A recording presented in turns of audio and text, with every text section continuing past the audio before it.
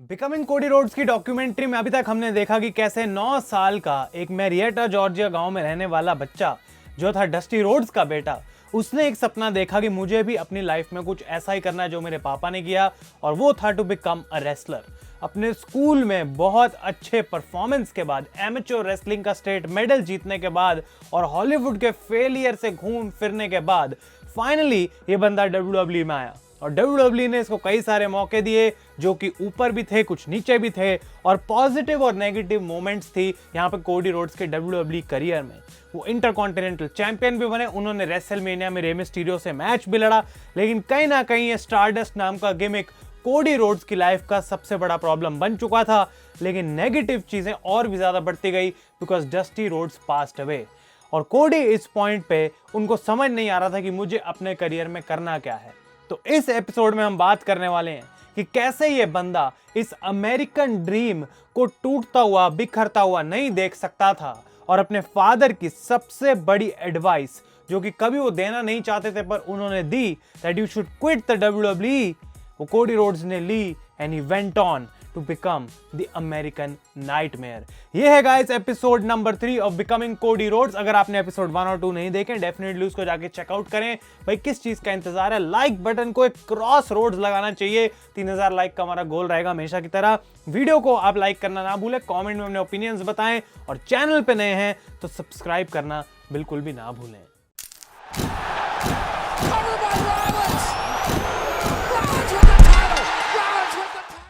तो जून 2015 में dusty roads की डेथ के बाद और कोडी की वो कमाल की स्पीच जो उन्होंने दी थी डस्टी की फ्यूनरल में, कोडी रोड्स यहाँ पे बात करते हैं कि कैसे वो रेडी नहीं थे इस टाइम पे अपने आप को दोबारा कोडी रोड्स फील होने के लिए। तो ये जो स्टारडस्ट वाला गिमिक था, काइंड ऑफ उनके लिए एक मास्क की तरह एक्ट कर रहा था, जिसके नीचे वो अपने इमोशंस छुपा पाए ताकि उनके जो इमोशंस हैं as a Cody Rhodes real person वो स्क्रीन पे बाहर ना आ जाएं। यहाँ पे 10 वीक बाद डस्टी की डेथ के कोडी रोड्स का ये इमोशनल बैकस्टेज प्रोमो हमें सुनने को मिलता है, देखने को मिलता है समर स्लैम 2015 से, जहां पे वो बात कर रहे हैं डस्टी के बारे में, बहुत ज्यादा इमोशनल हो रहे हैं कि कैसे अब मैं वो चीज़ कर भी लूँ अगर अपने करियर में तो मैं उस बंदे को नहीं दिखा सकता हूँ जिस बंदे के लिए मैं सब कुछ इतने टाइम से करता आ रहा था। और कोडी इसमें बहुत ही ज़्यादा इमोशनल थे। तो समर स्लैम 2015 की बात है जहाँ पे नेविल एंड स्टीफन अमेल यानी कि एरो के स्टार, उनका मैच हुआ था कोडी रोड्स यानी कि स्टारडस्ट वर्सेस वेड बैरेट। ये टैग टीम मैच था जहाँ पे स्टारडस्ट और बैरेट हार गए, और ये काफ़ी टाइम से बिल्ड कराया जा रहा था कि कुछ प्रॉब्लम्स हैं स्टीफन अमेल और कोडी के बीच में जो स्टारडस्ट ही अब सॉल्व कर सकता है।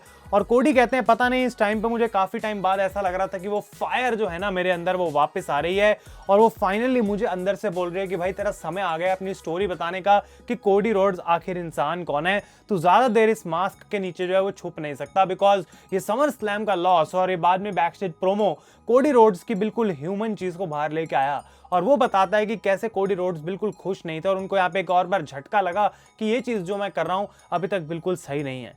और यहाँ पे ऑफिशियली गाइज ऐसा लग रहा था कि कोडी रोड्स को डब्ल्यूडब्ल्यूई भी अब चाहेगी कुछ बड़ा दिखाना, बिकॉज कोडी के लिए मौका अच्छा था, टाइमिंग अच्छी थी टू बिकम समथिंग बेटर।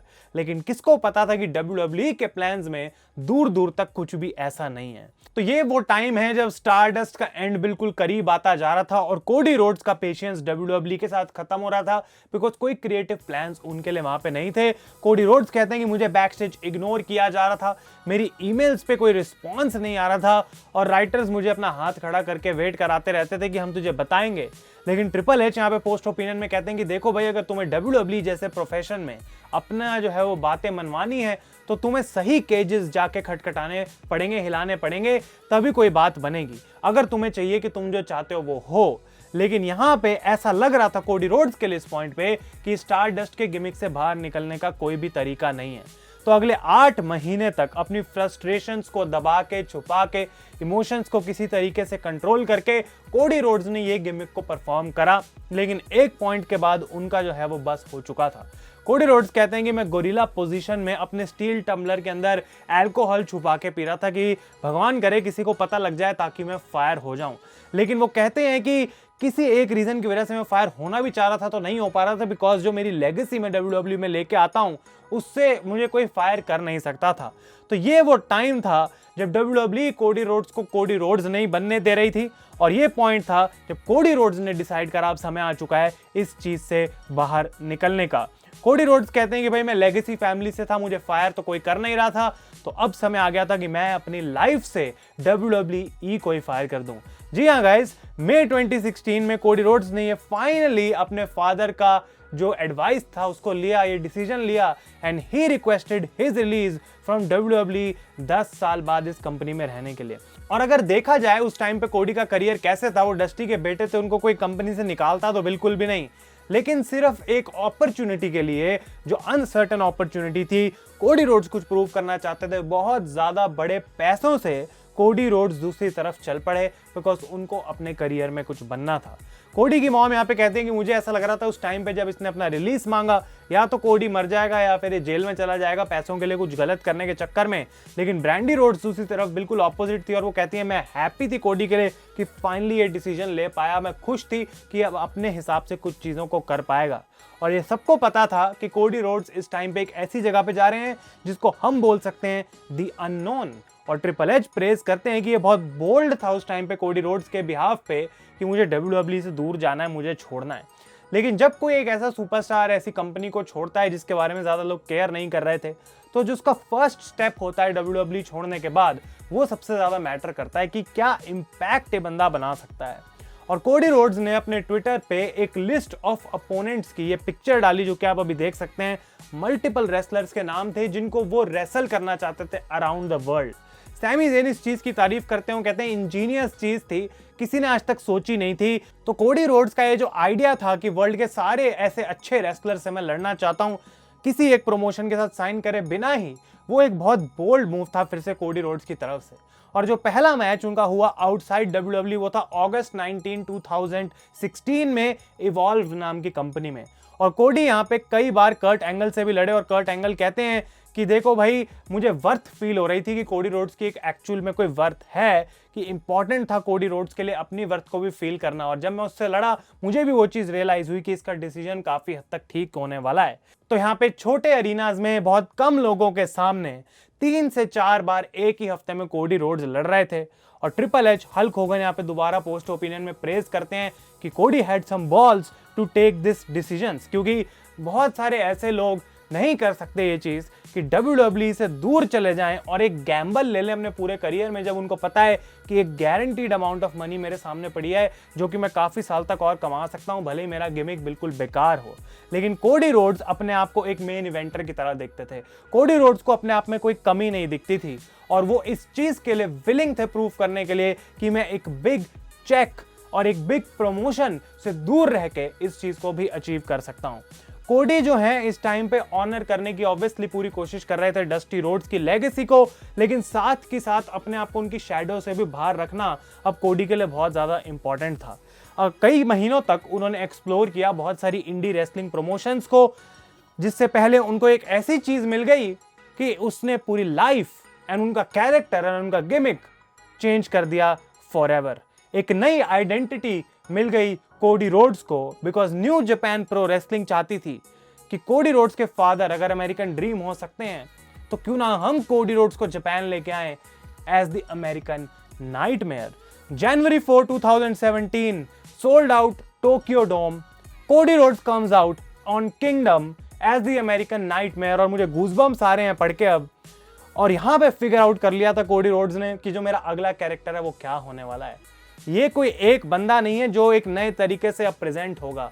ये American nightmare is the mixture of all my previous gimmicks. जितनी भी चीजें अभी तक मैंने करी हैं, कोडी रोड्स या वो intercontinental champion, dashing road, stardust, ये सारी चीजें वो कहते हैं कि जितने भी पिछले 5 साल के गिमिक्स और एक्सपीरियंस थे मेरे पास, उन चीजों को मैं यूज करना चाहता था इस गिमिक को वर्क करने के लिए। और अगर वो 5 साल में वो एक्सपीरियंसेस WWE के नहीं होते मेरे साथ, तो कभी भी ये अमेरिकन नाइटमेयर गिमिक ऐसा नहीं बन पाता।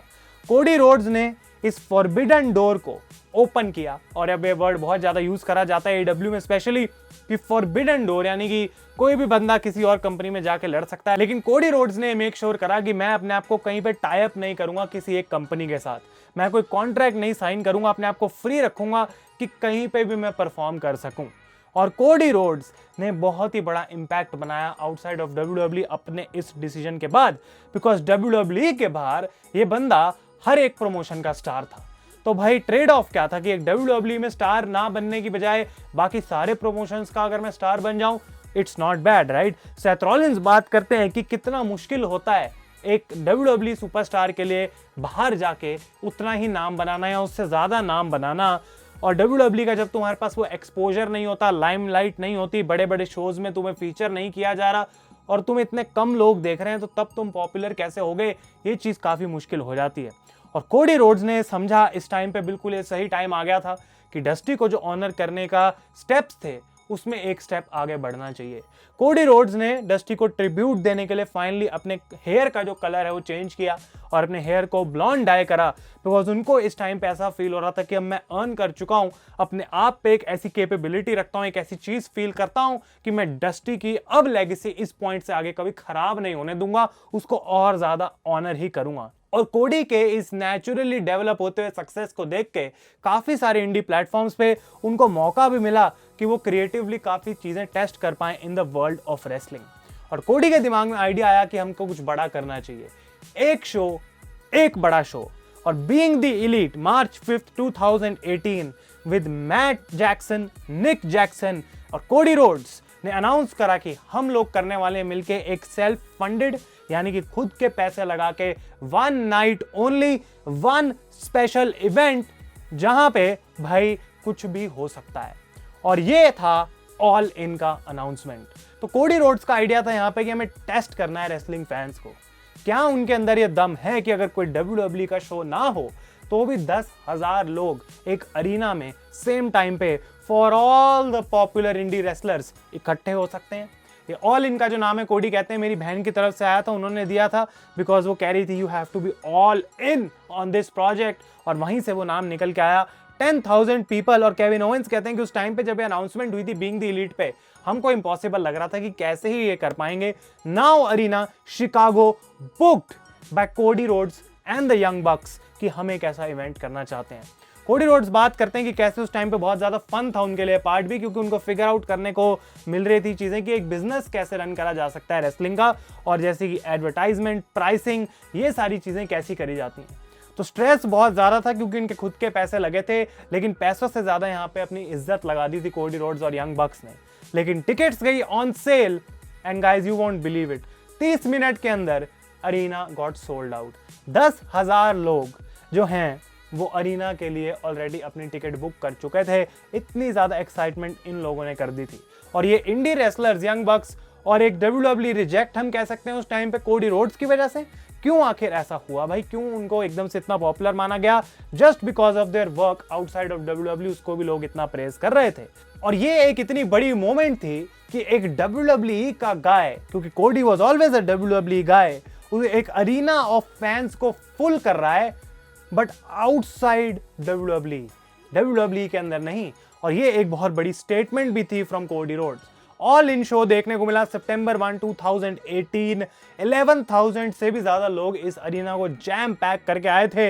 एक दिन जहां कोडी रोड्स की बिजनेस साइड भी ब्राइटली शाइन हुई और हमें दिखाया जाता है कि कैसे वो सबको मोटिवेट कर रहे हैं, वो सारी चीजों को मेक श्योर कर रहे हैं, कैमरा एंगल्स, पायरो, हर एक एस्पेक्ट जो है वो सही होना चाहिए। और कोडी बताते हैं कि कैसे आज तक जो है इस नाउ अरीना के बाहर वो ऑल इनका पोस्टर लगाया हुआ है, और वो कहते हैं वो कभी शायद मैं चाहूं नाउ उतारा जाए, बिकॉज वो आइकॉनिक मोमेंट है रेसलिंग की हिस्ट्री में कि किसी ने इतना बड़ा इनिशिएटिव लिया कि हम 10,000 लोग भर सकते हैं और ये WWE का इवेंट नहीं है। तो Rey Mysterio obviously WWE hall of famer legend इस ऑल इन इवेंट का भी पार्ट थे, मेन इवेंट में, वो टैग टीम मैच में। और वो बात करते हैं किस तरीके से ये एक बहुत बड़ा सक्सेस था। और वो कहते हैं कि इस इवेंट के सक्सेस से तो लोग इतना शॉक थे, लेकिन लोग और ज्यादा शॉक हुए कि कहां इस इवेंट ने रेसलिंग की दुनिया को उठा के पटक दिया और कहां ये चीज जो है वो लीड करने वाली थी, ये कोई नहीं जानता था। बिकॉज इस इवेंट के बाद कोडी रोड्स मिले टोनी खान से, the son of Jacksonville Jaguars owner Shahid Khan, और उनके और यंग बक्स के साथ मिलके उन्होंने ना ही सिर्फ एक नई टीम बनाई बल्कि एक नई प्रमोशन बनाई जिसका नाम था ऑल एलीट रेसलिंग, जो कि बॉर्न हुई जनवरी 1, 2019। और इस टाइम पे क्लियरली दिख रहा था कि Cody Rhodes is all in, और वो रेसलिंग की दुनिया को दिखाना चाहते हैं कि WWE के बाहर भी जो चीजें हैं वो उतनी ही अच्छी हो सकती हैं जितनी WWE के अंदर है, और अंडरटेकर भी पोस्ट ओपिनियन में इस चीज़ के लिए कोडी को प्रेज करते हैं। अब ऑब्वियसली इस डॉक्यूमेंट्री के अंदर AEW में जो कोडी के साथ हुआ वो नहीं दिखाया गया, और अगर आप जानना चाहते हैं कि AEW एक्चुअली में स्टार्ट कैसे हुई थी तो मेरी एक वीडियो है चैनल पे कि हाउ वाज AEW स्टार्टेड, वो पूरी डिटेल्ड स्टोरी अगर आप जानना चाहते हैं मैं लिंक छोड़ दूंगा डिस्क्रिप्शन में या आई बटन में, उसको आप इसके बाद चेकआउट करें। लेकिन 3 साल तक कोडी रोड्स और उनकी इस टीम ने एलिवेट करा पूरी रेसलिंग की दुनिया को, इन रिंग रेसलिंग, लेकिन साथ के साथ उन्होंने बाकी भी लेवल बढ़ा दिया, WWE का कंपटीशन लेवल बढ़ा दिया। और इसी दौरान Cody Rhodes was also blessed with a girl named Liberty. Cody Rhodes just like me एक कैंसेरियन है, और कैंसेरियन लोग हमेशा बहुत ज़्यादा इमोशनल होते हैं, और मैंने नोटिस किया इस डॉक्यूमेंट्री में कि कितना इमोशन भरा पड़ा है कोडी के अंदर भी। और वो कहते हैं कि जब मेरी बेटी हुई उसने मुझे अलाउ किया कि अब मैं दुनिया के साथ थोड़ा ट्रांसपेरेंट भी हो सकता हूँ, अपनी ह्यूमन टच भी ला सकता हूँ। और वो कहते हैं यहाँ पे कि अब सिर्फ मेरे ऊपर एक अच्छा रेसलर बनने का प्रेशर नहीं था, सिर्फ डस्टी को ऑनर करने का प्रेशर नहीं था, बल्कि अब डस्टी जैसा अच्छा फादर बनना भी मेरे ऊपर एक बर्डन आ चुका था, एक रिस्पॉन्सिबिलिटी आ चुकी थी। और वो कहते हैं मैं बिल्कुल भगवान से प्रे करता हूँ कि मैं इतना सा भी क्लोज आ सकूँ, एक डस्टी जैसा फादर मैं अपनी बेटी के लिए आगे जाके बन पाऊँ। तो यहाँ पे कोडी रोड्स काफ़ी ज़्यादा इमोशनल भी थे इस चीज़ को लेकर, obviously it's the best feeling उनके लिए। लेकिन जैसा कि मैं बोल रहा हूँ इस पूरी डॉक्यूमेंट्री में AEW वाला जो पार्ट है वो स्टार्टिंग के बाद WWE ने कर दिया स्किप, और उन्होंने क्लियरली इस बात तक वो चले गए कि 2022 में जाके पता लगा कि कोडी रोड्स का जो सक्सेसफुल करियर रहा था AEW के अंदर वो शायद खत्म होने वाला है, बिकॉज उनका कॉन्ट्रैक्ट का जो स्टेटस था वो अननोन हो चुका था, वो एक फ्री एजेंट बन चुके थे जनवरी में। और ब्रांडी रोड्स कहती हैं इस बात को कि देखो भाई, रेसलिंग की एक ऐसी दुनिया है कि अगर तुम कॉन्ट्रैक्ट, बड़े बड़े कॉन्ट्रैक्ट सही टाइम पे रीन्यू नहीं करते हो, यहाँ पे तो ऐसी चीज़ें होंगी ना, इन्फॉर्मेशन लीक होगी, बाकी लोग जो हैं वो आएंगे, तुम्हें साइन करने की कोशिश करेंगे।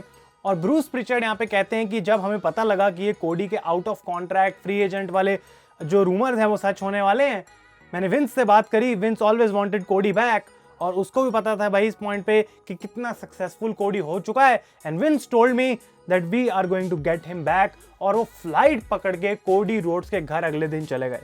कोडी को सिर्फ इतना बताया कि हम तुम्हारे पास आ रहे हैं एक मीटिंग करने के लिए, और कोडी कहते हैं जब मुझे पता लगा तो मुझे ऐसा लगा कि चलो अच्छी बात है, ये क्लोजर हो सकता है। मैं विंस मैकमैन से बोल सकता हूँ कि जो भी पास्ट में हुआ ठीक है, लेकिन अब हम अपने अपने रास्ते जाएंगे, हम कुछ अच्छा कर सकते हैं। लेकिन यहाँ पे कोडी रोड्स को जो आगे आके कन्फ्रंटेशन मिली विंस और ब्रूस प्रिचर्ड की तरफ से, वो बिल्कुल कुछ अलग ही थी। विंस कहते हैं कि वो एक ऐसी चीज को फिक्स करने की अब कोशिश नहीं करेंगे जो टूटी ही नहीं हुई। यहां पे वो कहते हैं कि they are buying the American Nightmare vision. Cody Rhodes को ये बात विंस ने बोली उनके घर में बैठ के कि ये जो तेरा अमेरिकन नाइटमेयर का गिमिक है, इसको मैं लेके जाने आया हूं अपने साथ, इसको चेंज करने नहीं आया हूं। और कोडी रोड्स कहते हैं कि मैंने विंस को उसी समय बोल दिया था कि if I ever come back and work for you, ये अमेरिकन नाइटमेयर का गिमिक जो अब मैंने ले लिया है, इसको मैं कभी छोड़ने वाला हूं नहीं, ये मैं चेंज नहीं करने दे सकता हूं। और केविन ओवेंस यहाँ पे बात करते हैं कि कितने ही लोग हैं अपनी लाइफ में जो बोल सकते हैं कि विंस मैकमैन मुझे मेरे घर आके मना के गया, ऐसे बहुत लोग नहीं हैं। और इस पॉइंट इन टाइम पे कोडी रोड्स के दिमाग में विंस मैकमैन ने बात डाल दी थी, और कोडी रोड्स के दिमाग में बात क्लियर हो चुकी थी that Cody Rhodes was coming home. फरवरी 2022 ये न्यूज ब्रोक हुई कि ब्रांडी और Cody Rhodes officially All Elite Wrestling को छोड़ चुके थे। और कोडी रोड्स यहाँ पे अपनी डॉक्यूमेंट्री में कहते हैं कि देखो भाई, ये एक ऐसा आंसर है जो कि अनएडिटेड मैं रखना चाहता हूँ, और मैं नहीं चाहता कि कोई भी कट लगाए जाए इस आंसर के अंदर। और वो बताने वाले हैं यहाँ पे कि AEW के इस डिपार्चर के बारे में कुछ। वो कहते हैं कि मैं ये नहीं बोलूँगा कि मैं क्यों एग्जैक्ट रीजंस की वजह से AEW छोड़ के गया, बिकॉज वो पर्सनल रीजंस थे, वो ना तो मैं कभी किसी को बताऊंगा, ना कभी किसी को पता लगने की ज़रूरत है। लेकिन वो एक बात ज़रूर कहते हैं कि मैंने पैसों के लिए या फिर दूसरे टैलेंट्स की वजह से ऑल एलीट रेसलिंग को नहीं छोड़ा, मैंने एक पर्सनल इशू की वजह से ही इस कंपनी को छोड़ा। और वो यहाँ पे ये भी कहते हैं कि इस कंपनी को छोड़ने के बाद मुझे, जबकि ये बात बिल्कुल भी पहले नहीं पता थी, एक ऐसी अपॉर्चुनिटी आ गई सामने से जो मेरी हमेशा की सबसे बड़ी बिगेस्ट ड्रीम को एक बार फिर से पूरा करने का मुझे मौका देने वाली थी। And this was the moment when we knew and the world knew that he is coming back to World Wrestling Entertainment. तो गाइस, ये था कि कैसे कोडी रोड्स ने बहुत सारी जर्नी अपनी देखी आउटसाइड WWE। वो बाहर गए, उन्होंने अपना नाम बनाया, thanks to New Japan Pro Wrestling for making the American Nightmare. लेकिन उसको कन्वर्ट करना, उसको यूटिलाइज करना, इस ऑल इन शो को एक सक्सेस बनाना, credit goes to Cody Rhodes. In fact जो भी उन्होंने ऑल एलीट रेसलिंग में करा, credit goes to Cody Rhodes. अगला एपिसोड इस सीरीज का हमारा फिनाले रहने वाला है, जहां पे हम बात करेंगे उनके WWE रन के बारे में and how he came back, क्या उसके पीछे के रीजंस थे, कोडी रोड्स की पेक इंजरी और बहुत और कुछ गाइस। तब तक के लिए thank you so much for watching. ये एपिसोड आपको पसंद आया, लाइक बटन दबाना बिल्कुल भी ना भूलें। मैं हूं आयुष और आप देख रहे हैं रेसल इंडिया।